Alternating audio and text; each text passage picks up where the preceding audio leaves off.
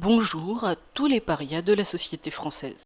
Puisqu'il a été possible de persuader le monde que la pandémie est une catastrophe sans précédent, c'est un jeu d'enfant de faire croire que la seringue est la seule voie de salut. Alors, dès que vous voudrez franchir une porte, on vous demandera une preuve de vaccination. Fais-moi voir le tien et je te ferai voir le mien.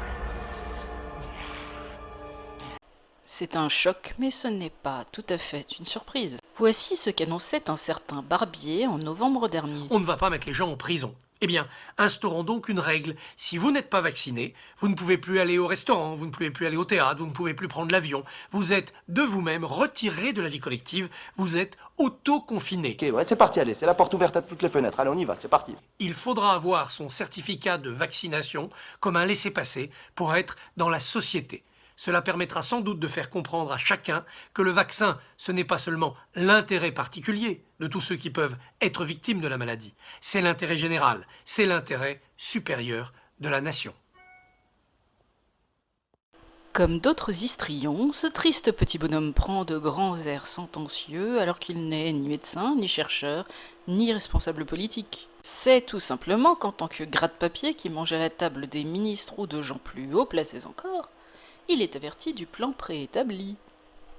D'après Philippe de Villiers, le passeport sanitaire et la vaccination de masse étaient prévus par les sommets mondiaux dès 2019. Je crois que l'important n'est pas qui le dit, mais de savoir si c'est vrai ou non. Eh bien, c'est vrai. Il était même prévu de faire la chasse aux anti-vaccins. Un pouvoir faible gouverne par le contrôle total, et quand il a goûté au contrôle total, il est difficile pour lui de rendre aux citoyens ce qui est le plus précieux pour eux, leur souveraineté, c'est-à-dire leur liberté. Et en plus, les décisions ne se prennent plus au niveau national, même si les Français ne veulent pas le comprendre. Mais avec ce chantage ignoble à la vaccination, on risque de perdre plus encore que sa liberté ou son emploi. À combien estimez-vous votre muscle cardiaque? Qui peut prédire quelle sera sa réaction à l'injection? Un arrêt du cœur à 39 ans à peine? Au moins cet homme-là n'est pas mort de l'affreux virus. En ce qui me concerne, je crains moins de tomber malade que de tomber entre les mains des fanatiques du vaccin. Je veux plus travailler en tant qu'infirmière si c'est pour me faire vacciner. Pourtant j'adore mon travail, hein. J'adore, mais... C'est un choix hyper fort. Oui, mais j'ai des convictions aussi hyper